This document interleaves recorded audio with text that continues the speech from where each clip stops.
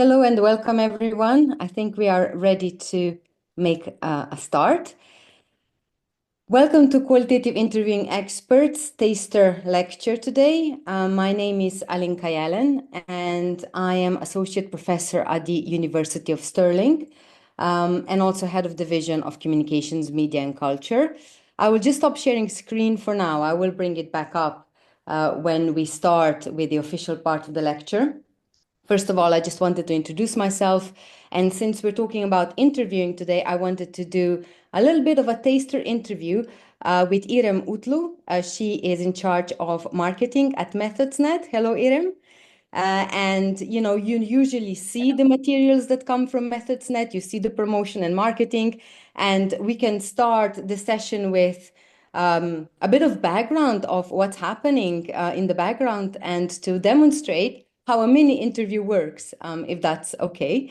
So Irem, can I first ask you, how did you get involved with MethodsNet? Well, MethodsNet, thanks to my supervisor, Benoit Rieu, who is the director of MethodsNet. So he was the one introducing me to MethodsNet, but if he was not, still probably I would have discovered it eventually, because it's a very helpful, very young organization. And in terms of methods, yeah, I mean, the webinars and everything, what we are working on currently, the summer school, etc. And they have been really helping me a lot to navigate myself through my research, because I'm also a PhD researcher and at the same time supporting MethodsNet. Yeah, as a part of the MethodsNet team. Excellent. And can you tell us a little bit about what you do? What does your work look like? Well, currently we have so many tasks, and we have a very active team, and we are quite determined and very enthusiastic. So what I'm doing currently is I'm more of focusing on the marketing and social media stuff of MethodsNet, and as well as the MethodsNet communities, which is something relatively new. So we are kind of trying to build up how we can improve our marketing channels, and as well as the communities, MethodsNet communities, where the researchers come together, and also for the information of the participants of this webinar. So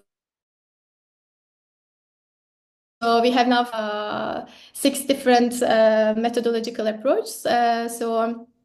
Yeah, and we are trying to build it up with our experts and with new MethodsNet members, so that people can exchange the information, and the researchers meet the experts. And yeah, so we have a lot of new things going on currently. So That all yeah. sounds, that all Yeah. sounds really, really exciting. What would you say is the biggest challenge in your work? What is kind of the thing that you find the most challenging? Well, as we are a kind of young organization, of course, we have a lot of stuff to do. And in terms of, first of all, marketing, we need to actually we want the researchers, PhD students, and I mean, not necessarily the academic area, but also the practitioners, I don't know, the researchers from research institutions to hear us more. So we are trying to understand how we can reach them, because as I said, it's a very useful organization, and soon we'll be creating a lot of tools in terms of methodology. So we really want to reach as many researchers as we can, so that we can just share what we are doing now. Yeah, but of course it comes with challenges. There are so many things to do, and yeah, we are trying to understand, like, innovatively what we can do and how we can reach to the people. So yeah, and yeah, so many stuff to do, but we are happy, but it's just in the beginning process, so we'll see. So really a lot of work to do. And how do you see MethodsNet and your work developing in the future? It's very promising, actually. I think people will start getting to know us much better soon. I mean, we have already been known, But still, I think it was something also from my own researcher perspective. It was something definitely needed for the academic sphere and for the researchers in terms of methodology, because it's very methodology specific area. So it's in a way niche, and so that's like when you are oriented and when you know what you want to learn in terms of methodology and what you need to understand, it's a great platform. Just to the point, you can speak with the experts, and you can join our summer schools, our webinars. So yeah, I think it's quite promising for the future, and more will come.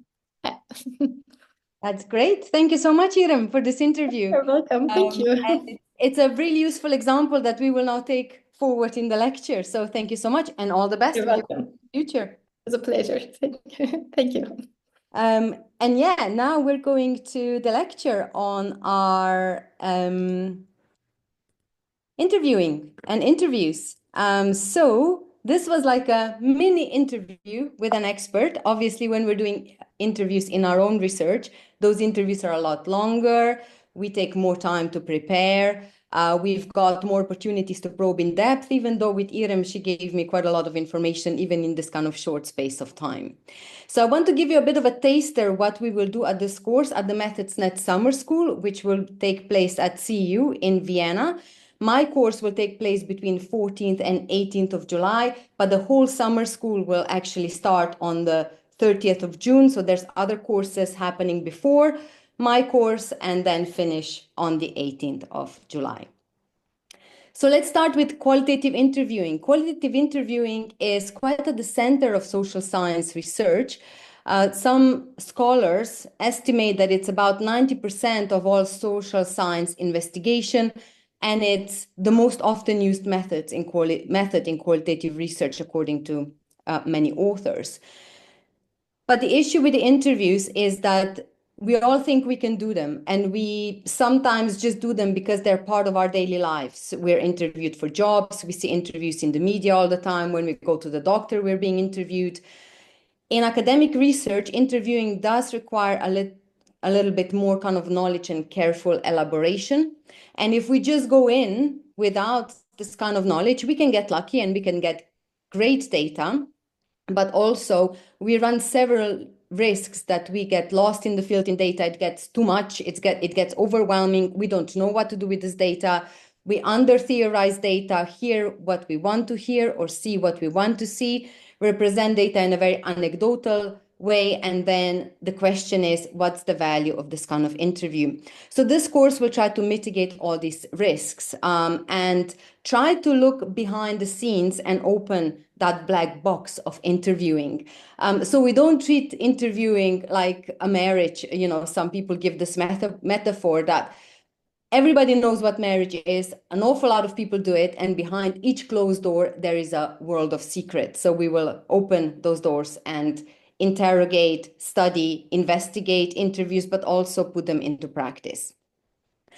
So in this lecture, in this taster lecture, I want to provide a brief understanding of what expert interviews are, how do we prepare for the field, explore interview as a social interaction, show what we do with data once we have it, and also offer some critical reflections. So let's start with the question, what is an interview? So interview is interchange of views between people conversing about a theme of mutual interest. It's conversation with a purpose and a systematic communicative work. And what we're trying to do with it is we're trying to access people's knowledge, views, attitudes, experience, meanings, opinions, feelings, their life stories, and understand how they view the world. So the interview is structured, we prepare for it, but good interview, good in-depth interview should appear as natural conversation. So a little bit like what Irem and I had at the beginning of this lecture. And I quite like the description that it is learning from strangers for strangers. So normally people that you're interviewing are not people that you know, so you might not know them.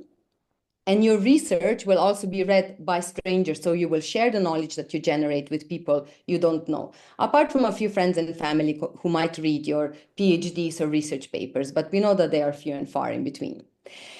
When we start thinking about interviews, interview is a method. And to use this method, we can use it in many different ways. And there's different types of interviews. And there's no such thing as the right interview or the wrong interview, how to rightly or wrongly structure it. But it really depends on what your baggage is and what your epistemological, philosophical position is to interviewing.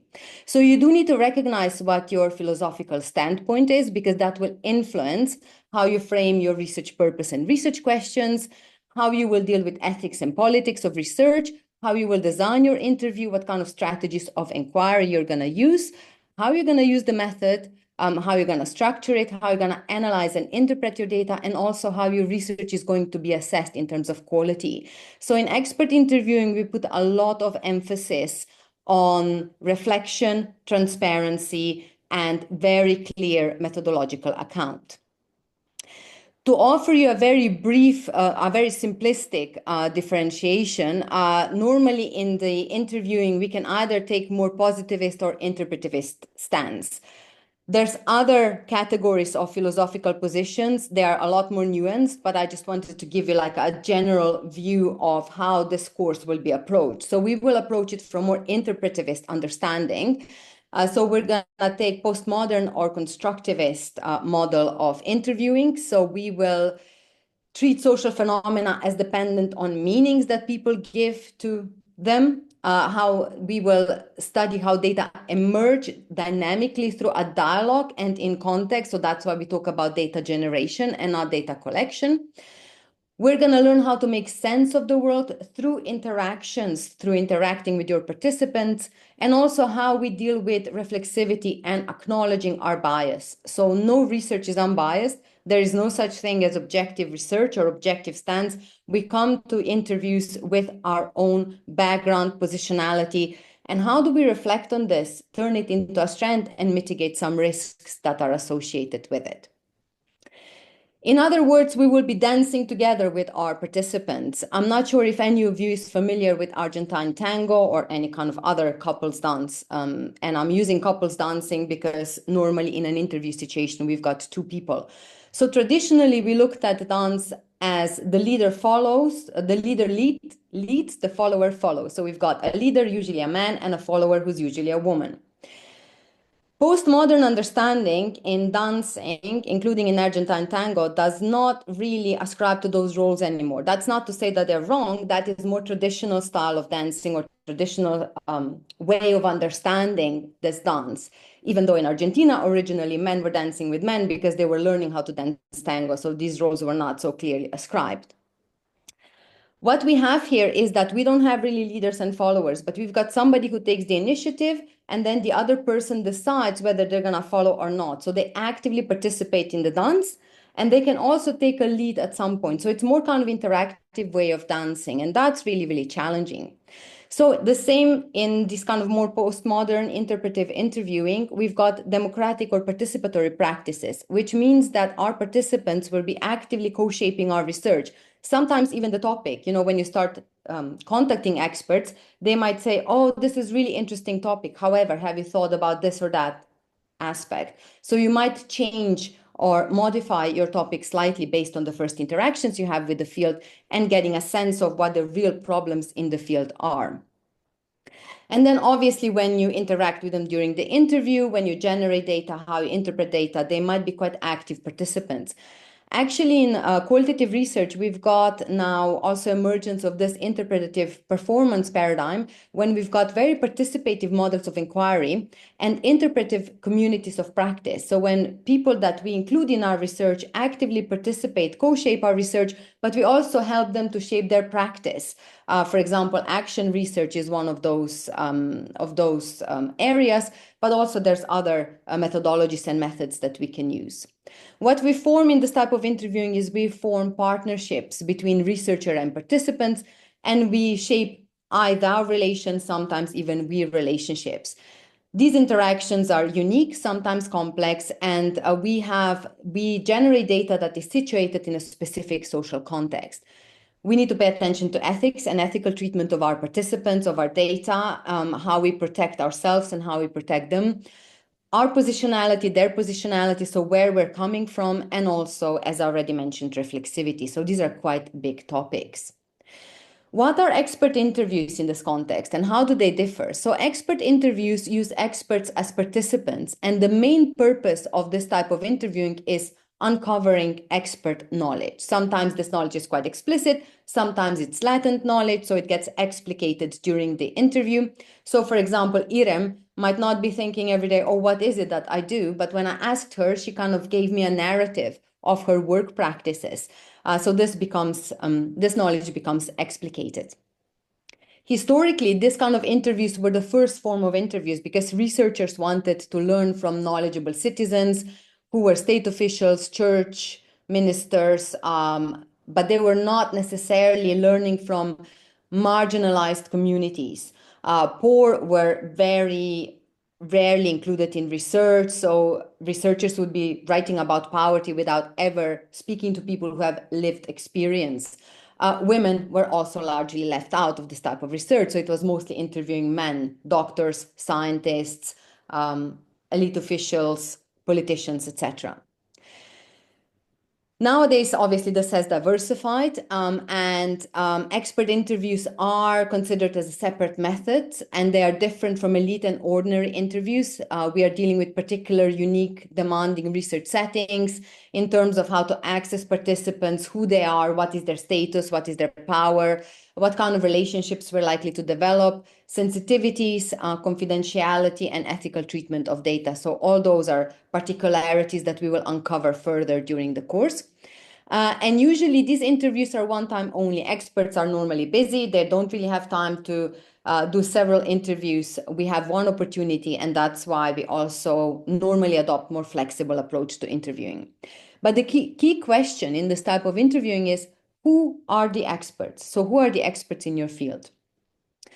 Beate Littich defined experts as the most knowledgeable citizens, and they've got various levels of power. They are different from elite because elite are the most powerful actors in society, and they can have varied levels of knowledge.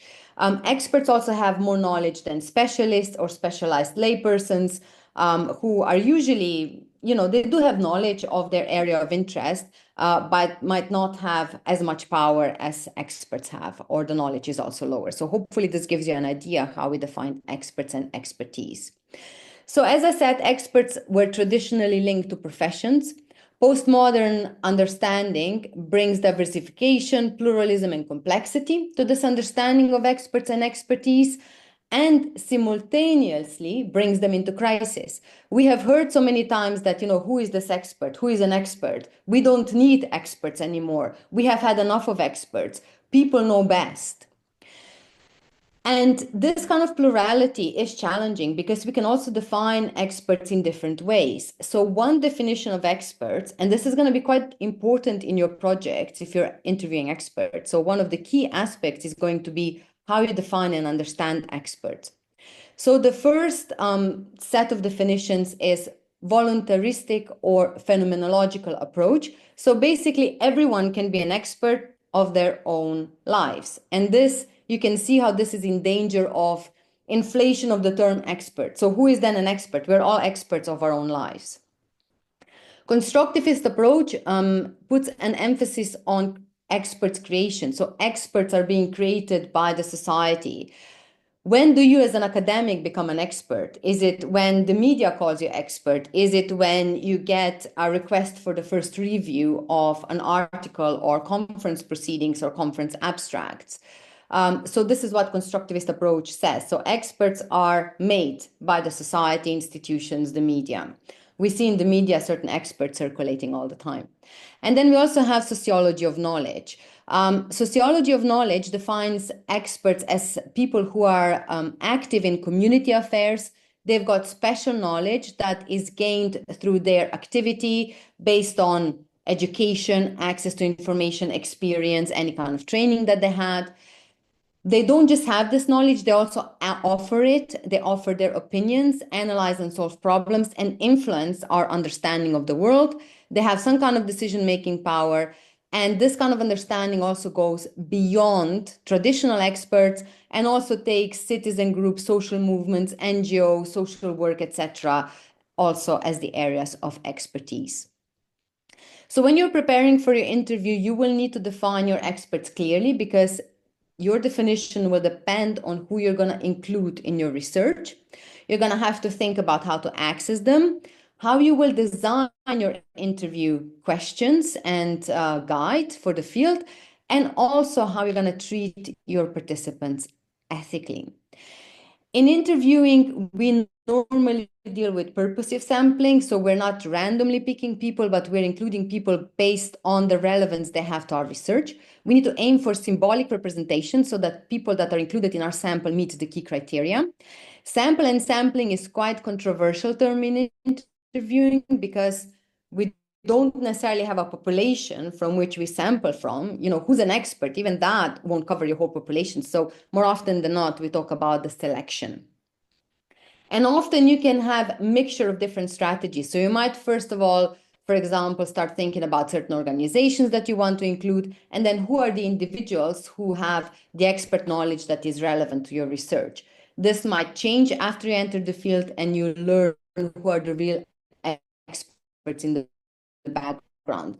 Some experts are quite visible, quite publicly visible, others. And a question, how many should I include? And the answer is, it depends. It depends on your selection criteria. It depends on how you're defining experts. It depends how many people are active in this arena, how diverse your selection is, or different populations that you want to choose from. So the answer is, it depends, and justifiably enough. Not because we want to be difficult as your supervisors or mentors, but because you need to justify that the number is enough, and it tells you what your research to tell you. Access to gaining experts, it can be quite challenging, because those could be quite closed networks, because experts want to distinguish themselves from the rest, and they set access barriers. And this is one way of distinguishing themselves from others. They do have a preference of status adequate dialogue partners. So it will be very important once you enter the field that you create a good impression, that you come across as prepared and professionals. Recommendations will be really, really valuable, as will be networking. So when you're doing research in expert interviewing, network as much as you can. Talk to people about your research, because you never know who knows who, and somebody might know someone who will get you very valuable participants. So once I spoke to a photographer at a conference, and he put me in touch with my key participant. And I never envisaged this. I was just talking to him about what I do. And it turned out that his wife was actually one of the key political advisors that I needed in my research. So you never know how this evolves. Social media can be quite productive, but be careful which ones. LinkedIn normally works quite well. And we also see what happens with what is happening currently with other social media platforms. So just have a think what kind of approach you're going to take. In some countries, it's very acceptable that you just ring people, you just phone them up. In other countries, you need to email them and arrange an appointment. So you also need to know the context in which you're in which you're working and doing your research. And the other question that you need to ask yourself is, why would people participate in my research? What motivates them? Normally, if people have master's degrees or PhDs, if they've done research themselves, they're more willing to participate. If you've got some kind of commonalities or common background, that can establish already an incentive to participate. Sometimes they just want to talk to someone. Sometimes they want to stand out. So it's important to explore different strategies. The other materials that we need to prepare for the field are also your interview guide or topic guide and questions, and ethics form. So this is quite important. In interpretive interviewing, we normally work with interview or topic guides. So these are kind of lists or research agendas of topics that need to be covered during the interview. They serve as your memory aid that you should memorize and try to have natural conversation. If you paid attention to my interview with Irem, I was keeping an eye contact with her, even though we did it online. I wasn't looking down at the paper and reading the questions. So it was more participatory and interactive conversation. I did have questions written down in advance, but as bullet points. So what is it that I want to ask her? So it's more like a checklist of key objectives rather than really specified in advance questions. If we have interview guide, we come across as systematic and professional, but we're flexible and we are allowing people to um, come up with their own interpretations. Their understanding has a priority. It's not me telling them what to do. So I wasn't having this kind of authoritative stance here and said to Iram, oh, Iram, you do marketing, so probably you do this. I actually wanted to hear what is it that she does and how she talks about it. And also, this type of interviewing is really important to capture this kind of gap that we have between theory and practice. If any of you has done interviewing before, you know that when you start contacting people, some might say to you, yeah, this doesn't work like theory says, or, this is very kind of scientific and very neat and modeled, but practice is a lot messier. And it is how, we're trying to capture that messiness of lived experience that experts have.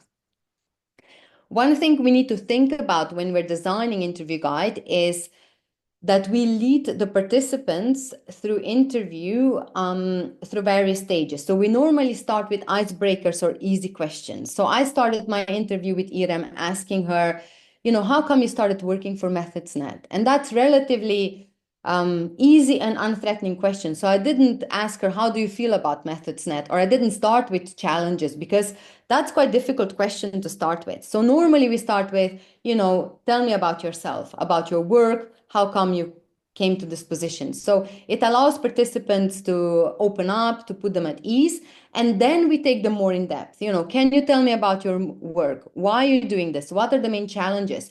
So the question about challenges was a little bit more at the depth.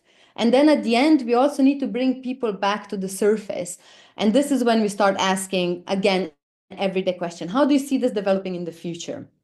So I'm not sure if you sense this, but in our interview, we did manage to go from the surface a little bit in depth. We dipped into the depth of the conversation and then came back up, even though it was only 5 minutes. Obviously, when you have longer interviews, it's quite hard to be at this depth all the time. The depth will vary, it will go up and down. So you will go back to the surface and have more surface questions and then probe again. But when you're putting your guides together, just think about, how do I start? What's going to be my icebreaker question? And how will I finish in a way that I bring the participant back to everyday interaction? So background questions, experience and behavior questions are usually nice questions to start with.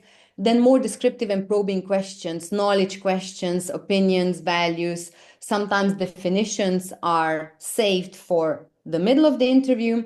And feeling questions are usually very difficult. I didn't ask Irem feeling questions. So how do you feel about MethodsNet? Because we didn't have enough time.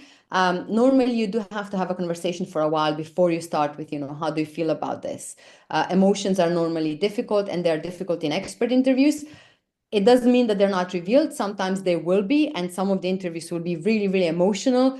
But just keep in mind that those are the questions that we usually ask later on once we have rapport established. Interview questions should also be clear, simple, short, single, open-ended, and non-directive. This is easier said than done. And sometimes we do have to ask directive questions as well.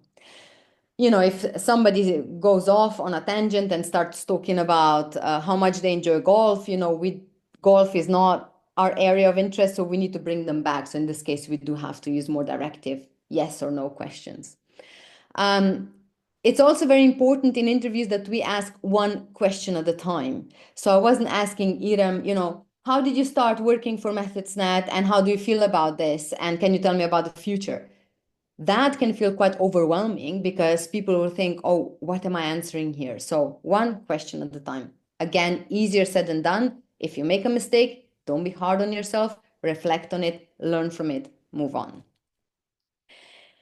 Key aspect of expert interviews is also going in depth. So it's like a detective work, is asking why questions. Again, today I didn't really have a chance to go in depth to ask maybe, why is this particularly challenging? Why do you have so much work? Are you putting,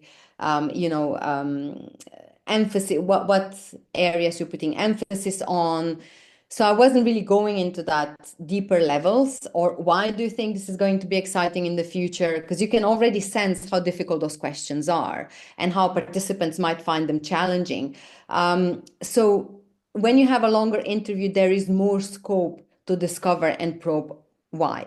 But it's also important that you don't assume things. So in my case, even though most of my teaching is based in public relations and promotions, not so much marketing, but public relations and promotional communication, I wasn't putting my assumptions on Irem. And I wasn't saying, how do you understand then marketing? Or do you do most things on social media? I let her talk.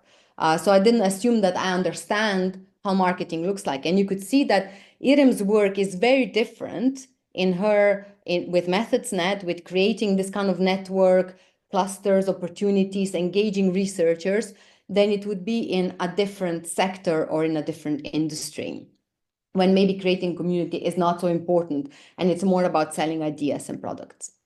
But yeah, probes and probing questions are quite important. So questions like, why? Can you tell me more about this? How come? Maybe even contrast questions. Some people say, it's like this, so how do you see this? So those are kind of probing questions that we have to use. And when we do the interviews, it's important that you don't treat your participants as oranges. So it's not about looking for better, juicier techniques to squeeze the information out of them and then run with it and just, don't care how this is presented or what happens to the participant. So ethics is really important. And we as researchers, we have ethical and legal obligation to ensure that our research is conducted according to appropriate ethical, legal, and professional frameworks and standards. We've got GDPR, which is very important in interview research from the perspective of data protection, obtaining voluntary and informed consent, giving people the right to withdraw, the right to access their data and information, the right to be forgotten. So all that plays a role in your research. There's also subject-specific ethical principles and codes. Universities and institutions are now increasingly developing their own codes of practice, their own policies. They're setting the minimum standards of ethical practice. We've got ethics committees, different ethics forms and templates. And just keep in mind that procedures are different in different countries, at different institutions, and sometimes procedures are even different within the institution. So make sure that you consult these. Ethics in interview research is not just a formality. We need to develop ethical sensibility because we will develop relationships with the field. We need to have a support network in place for ourselves and for our participants, especially if we're working with sensitive areas and sensitive topics. We need to assess risk and harm that research can cause. Normally, this research is not particularly risky or harmful, but we still need to pay attention to this. I already mentioned informed and voluntary consent, people's right to withdraw, then also accuracy, honesty, and integrity in your research, and that you don't deceive your participants. And if you do, critically reflect on it and to what extent you're deceiving them, and if this is ethically acceptable. How you ensure confidentiality and anonymity. Will you be disclosing their names? Why will you be disclosing their names? Can you keep the data confidential? Should you keep it confidential? In expert interviewing, it's very hard to guarantee anonymity because experts will know each other and they might recognize each other from the answers that will be included in your research or the narratives and the stories. So anonymity might be a tricky concept. Some researchers use it, but it's not the same as in surveys when people really are just numbers and you get very short answers. So normally I advise students and participants on these courses to be on the side of caution and talk about confidentiality. And also how we protect data and how we ethically treat it. We need to prepare forms. Normally in interviews, we would have consent form, participant information sheet, or debrief sheet. It depends what type of research you're doing. So providing information about the research and how data will be used and what will happen with the data. And also some universities will ask you to do risk assessment if you're doing field research. And once we get to the field and when we do the interviews, interviews are a social interaction. And very commonly, we might develop intimacy that is very similar to interpersonal relationships, but it will be with a different ending. That relationship that we have with our participants might not be ongoing. Yes, some might become your friends or some might become your colleagues. And I've got some really good relationships still with the field or with the participants that took part in my research, but a majority of them I never saw again, even though we developed quite a close rapport and relationship during that interview situation.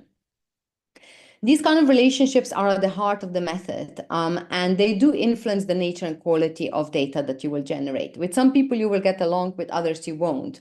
Some people will give you a lot more information than others.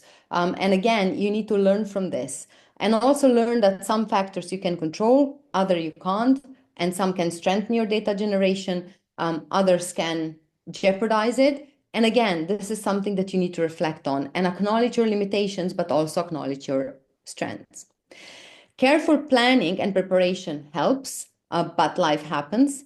And why I included the saxophone on the picture is because interviewing is a lot like jazz. So preparation helps, practice helps, but you need to improvise. Once you get into the field, once you get into the action, there's a lot of improvisation that's happening. And also don't overthink it. It's a social interaction. We all interact.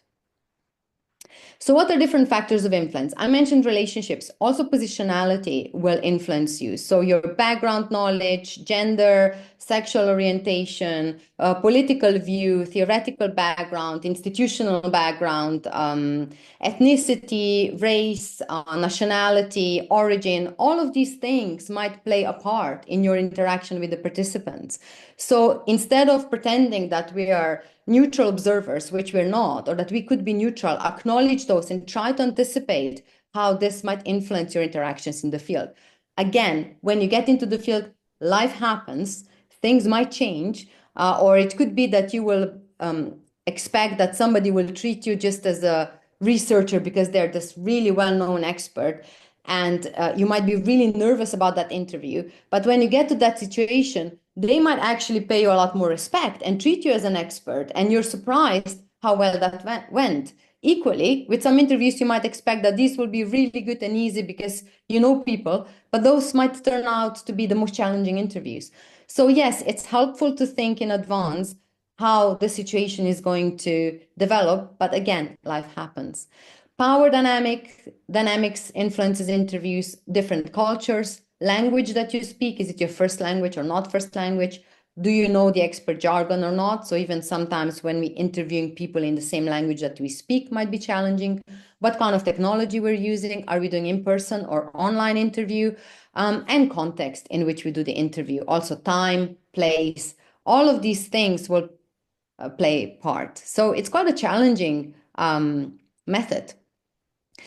Experts as participants are usually really well-known public figures. They do enjoy the interview more than other participants. They do have a conversation with an informed stranger, and they don't always have the luxury to have that. Being in a position of knowledge and power can be sometimes quite lonely experience because you always have to come across as an expert. But here you've got quite a private one-to-one interview conversation with someone who is an informed stranger. So maybe you can open up more and confide. And some do treat interview as a therapy. So you might be surprised how much information you're going to get. Obviously, it depends again whether you will use their names or if people will be identified in your research, which I usually don't recommend people to do unless names are really important. If you keep it confidential, you might get a lot of very, very interesting data. You might also get PR answers. So people who are experts are used of talking about their expertise, of explaining what they do to others. And very frequently they do this for strategic purposes and with PR answers.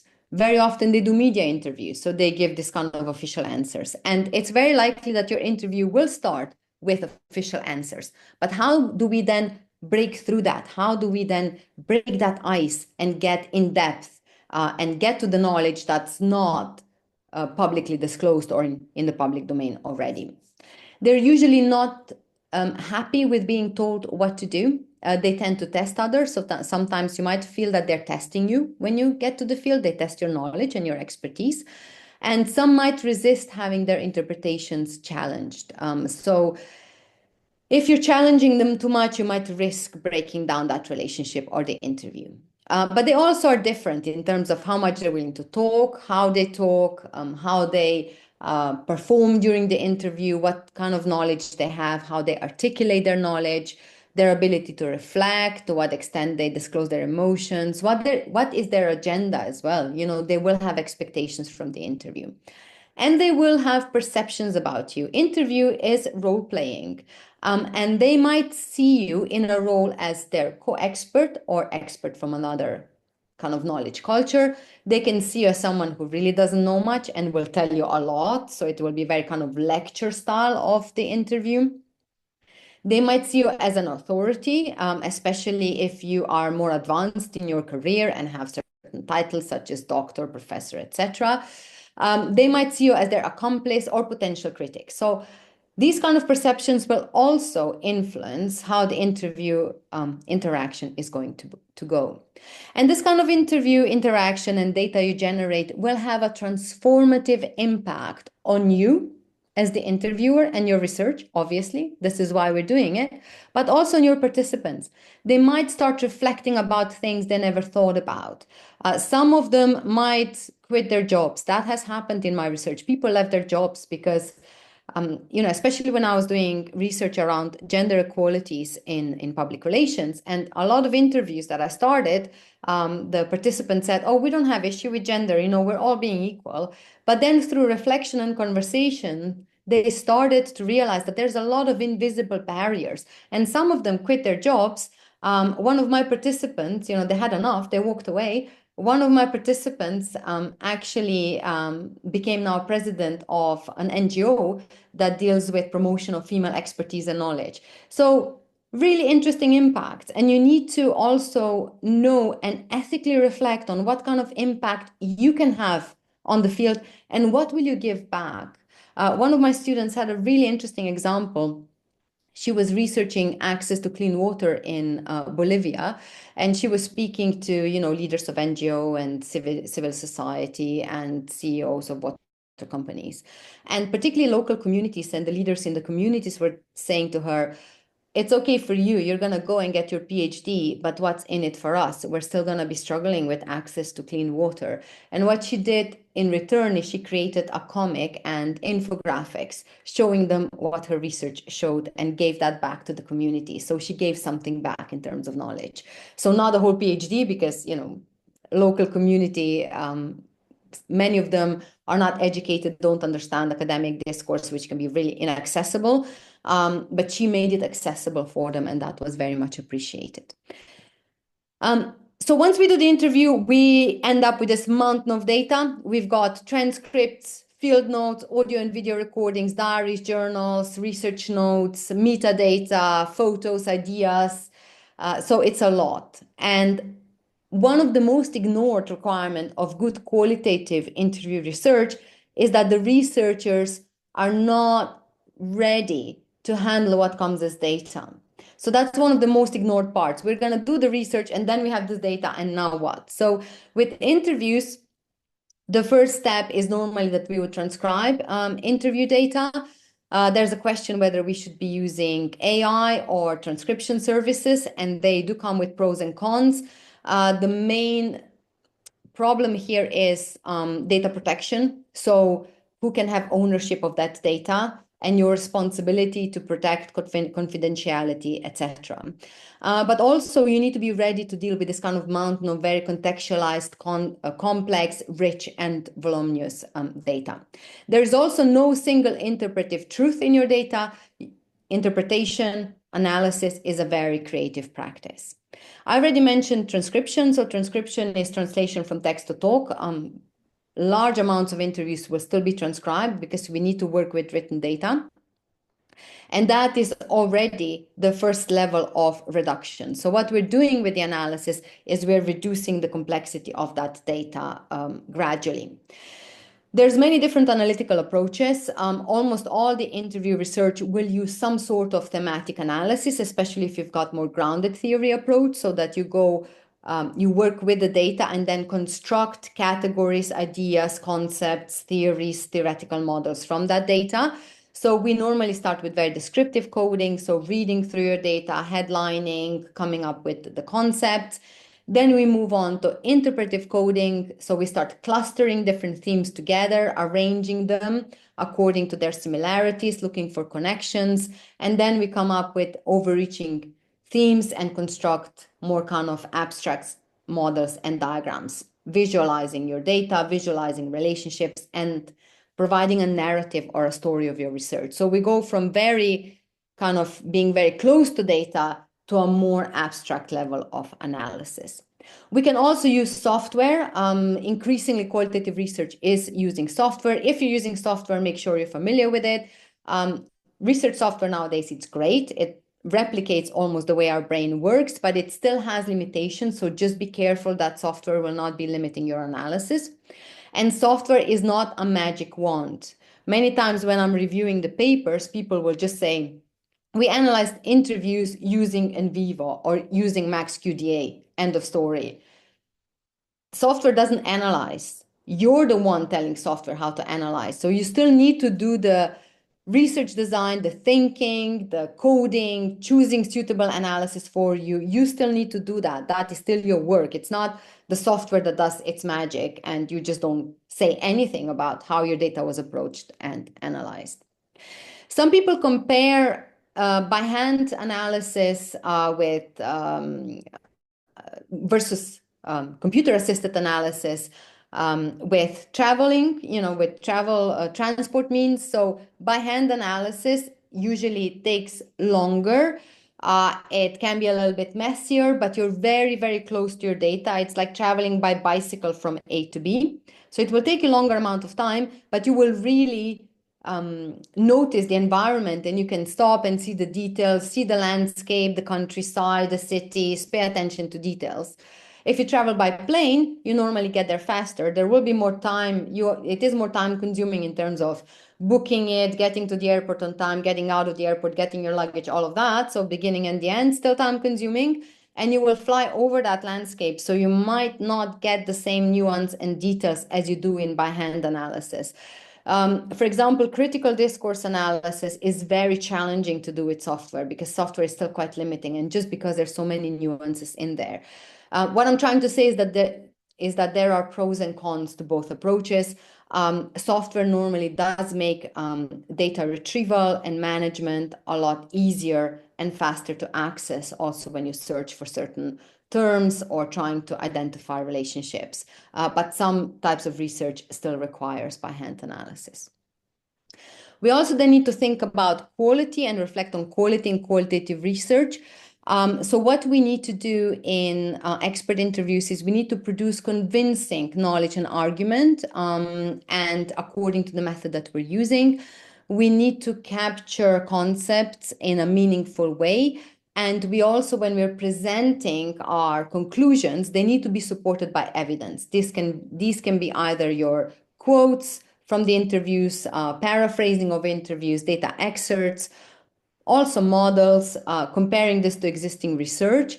And the most important element of the quality evaluation and trustworthiness is transparent and self-reflective methodological accounts, so that you're transparent about the process, that you reflect about your role and the role of your participants, paradigmatic self-awareness, so that baggage we were talking about at the beginning, and also providing methodological account.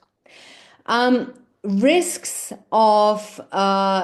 in interview research are particularly having a premature analytic closure. So we jump to conclusion. We treat data very superficially. So, oh, I've got this interview, I'm not going to even transcribe it. I know what the important parts are, so I'm just going to pull this out, include it in my research, job done. Normally, that research is quite descriptive and superficial and doesn't have the depth. Just including anecdotes without verifying them, hearing what we want to hear, overlooking our positionality, or having selection bias. Also, in terms of terminology, we're not thinking about the more kind of modern positivist criteria of reliability, validity, and generalization. What we think about is our data trustworthy? Is it credible? And to what extent it's transferable? The expert interview research is not representative unless you do structured interviewing survey-like research, which has different sampling strategies and more kind of random or stratified sampling. It's not something that we do in interpretive research when we're more interested in depth. So it might be that your research is so specific that will only apply to a specific context. It might transfer to other similar cultural contexts, or it might have theoretical transferability, which means that you might develop a theoretical model or a theory based on the research that you've done. So just to conclude, what are the key features of expert interviews? They're a very rewarding method. They provide in-depth information about knowledge that we don't have and about places that we have not lived.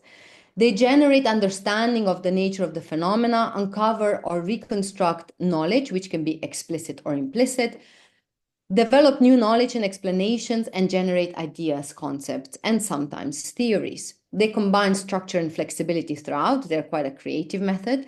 And we are immersed in the field. We also form meaningful relationships in the field, and we get very rich and contextualized data. Analysis and the whole interview practice is normally very creative, also challenging and messy. And it is important that throughout we reflect on ethics, ethical sensibility, positionality, factors of influence that influence our research, and how they shape our data, our research, how they make it stronger, but also what are the potential limitations. So it's important to acknowledge and admit them, not hide them. So how are we going to develop this further during the course? So during the course, we will be talking a lot about and unpacking the theories and theoretical aspects of interview research that I touched upon in this lecture. So we will start with understanding expert interviews and then also put this knowledge into practice. So how we use this understanding of expert interviews, their methodological and philosophical underpinnings, and how we translate this into interview design. So how does this look like in practice? We will then look at field preparation, and we will practice gaining access to the field, designing interview guides and ethics forms, how we navigate interview situations and relationships, and we will practice this with conducting interviews with experts and peers, so other people on the course or people that you know, and also produce a reflective account of practice. So how you theorize your experience, how you reflect on your experience, how you see where your strengths and limitations are, and what you're learning from your data generation and practice. What do we do with data, with that volume of data that we generate? So how we transcribe, code, and analyze data.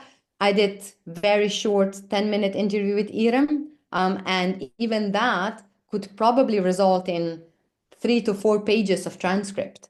So it is rich data that we've got, plus my observations, plus emotional tones that were conveyed during this conversation. And you can see that she's really, really excited about her work. So that is also data that tells me something.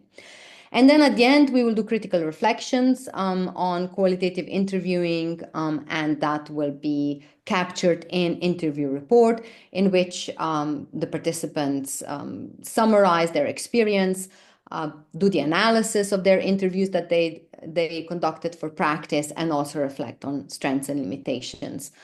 So they kind of reflect on their journey, what kind of data they generated, analyze it, what kind of knowledge are they gaining, and where are the strengths and limitations. And also we will also do the practicing transcribing with different tools and techniques, and trying data coding and data analysis. So this is it. Thank you very much for your attention. If there's any questions, I'll check the questions section.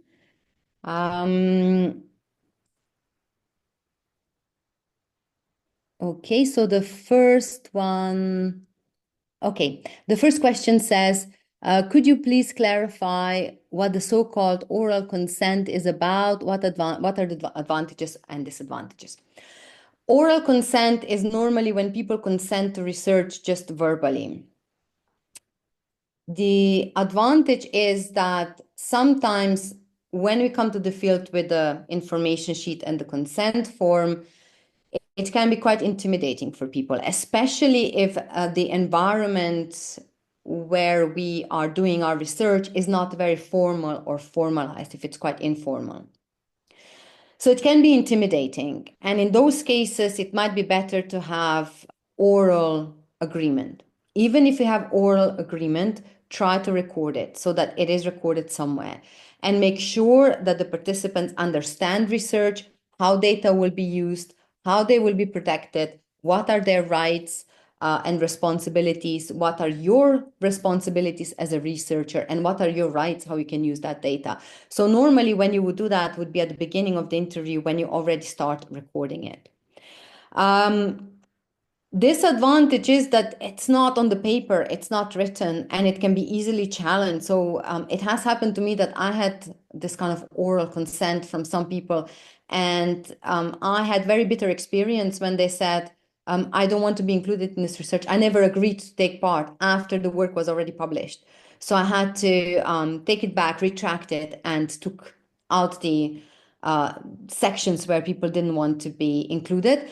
I've learned a really harsh lesson, especially because the environment was so informal and everyone was so relaxed. And when the research came out, they were like, no, actually, I don't want to be included. It was actually only 2 participants, but still. I would try to avoid it as much as possible. Also because nowadays, there is more emphasis on ethics, there is more emphasis on GDPR. So in most contexts, people are used of having information sheets or receiving information sheets and consent forms before they participate. So the research practice has changed quite a lot. From the early days when I started and I had those forms, people were like, oh, why do we need this? I trust you. To now, when I come to the field and the participants are already asking me, will I get the information sheet and a consent to participate in this research? So oral consent, use it only when there's no other way, I would say. No matter how much you trust the field and they trust you, once research comes out, things can change. So my advice would be, have the forms, have the consent forms, and have that in place. Most of the people are okay with that. Okay, the next question, maybe this will come more here in today's session, but I was wondering whether you could walk us through the scheduled program of the course during the summer school. Oh yes, I did that in the end. So hopefully that answered your question. So yeah, we will start with understanding, design, practice access, designing materials, doing the interviews, transcribing and analyzing them, having a go at this analysis, or you can bring your own interview data if you already have it and start analyzing that and then capture it all in the interview report. So that's what the course will be about. And then another question, to what extent can we apply this to the research topics we're actually working on? Yes, if you already have your research topic that you're working on, this is something we will work with at the course. So I actually encourage people to bring their own research. If you don't have your own research, we can decide what kind of project you can have, like a mini project or testing project you're working on, just something you're interested in, and you can do that mini research during 1 week. But mostly we will be working with your projects. The only area where we're not working on your project is when we have an expert who comes into the classroom. So normally we have an expert coming into the classroom and 2 participants interview that expert and we observe the interaction.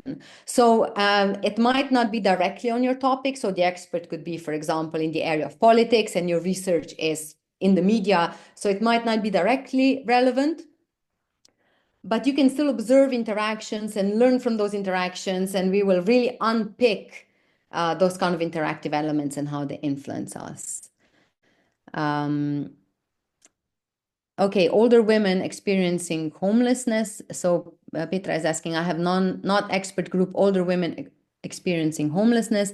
Can I continue with this course in spite of that? Yes, of course, because in your case, you can define experts as with this kind of phenomenological approach, they've got lived experience. So they are experts of homelessness. They are more experts than anyone who's dealing with homelessness as such because they've got lived experience.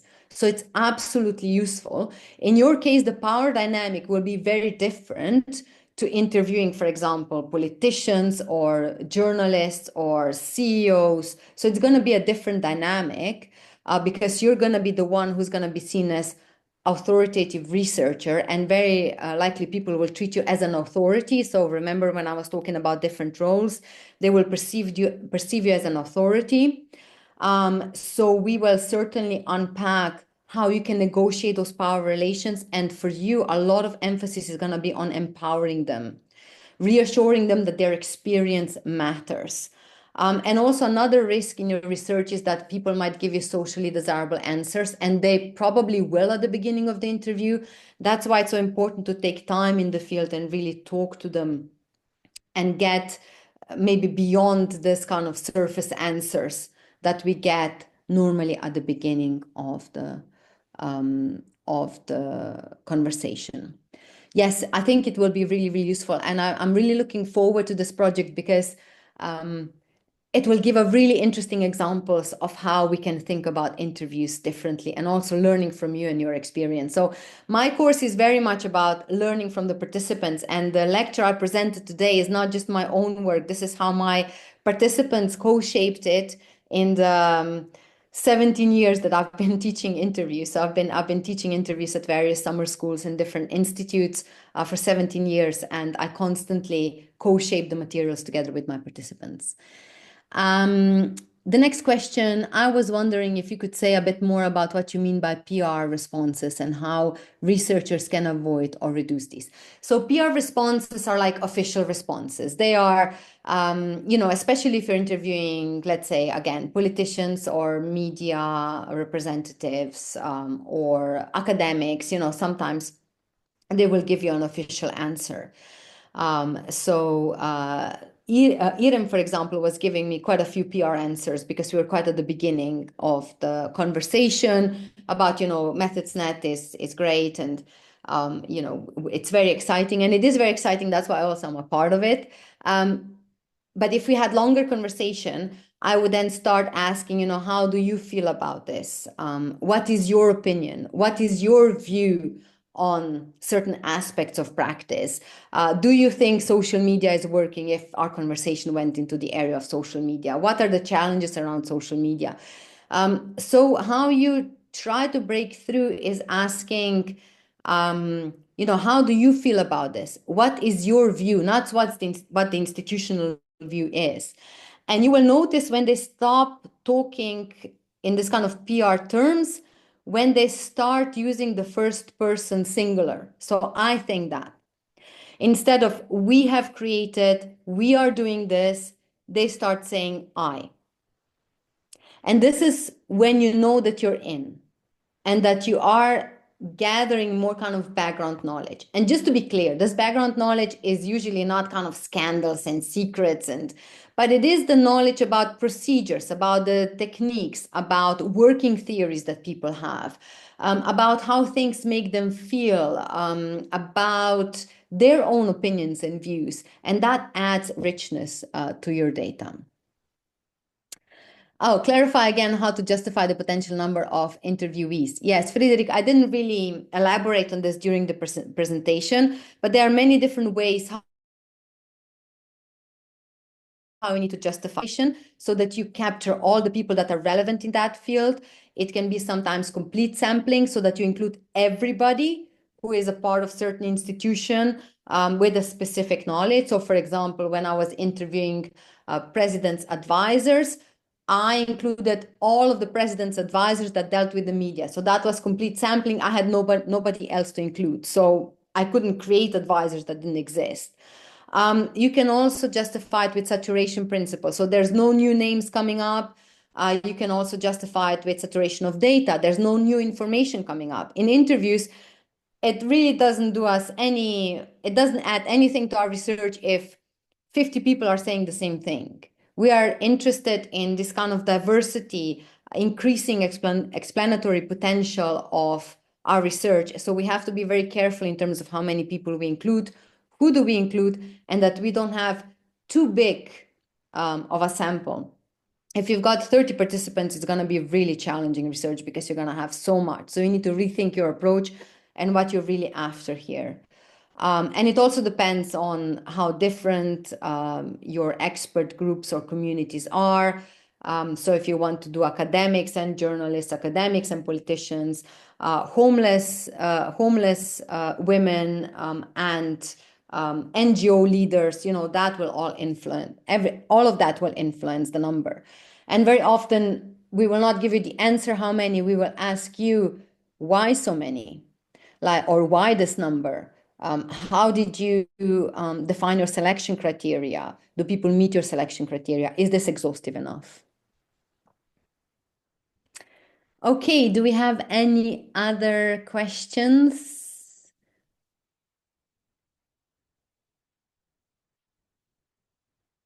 If not, I would like to thank you very much for coming along today. I hope this was useful. And I also hope to see you at the summer school. If you've got any other question that comes up later on, you can always email MethodsNet and they will pass it on to me, or you can email me directly. The email's in what's at the end of the slides. Yes, and also I think it's included in the course description. But yes, if you've got any questions, either email MethodsNet, get in touch, and I'll try to answer it the best I can. But I really enjoyed the session today. I hope it was useful, that it was informative and clear, and that it will make you enthusiastic about expert interview research, which is really a great way of inquiry and generating knowledge and new insights, and enrich and contribute to knowledge that we have. Thank you very much and have a lovely day.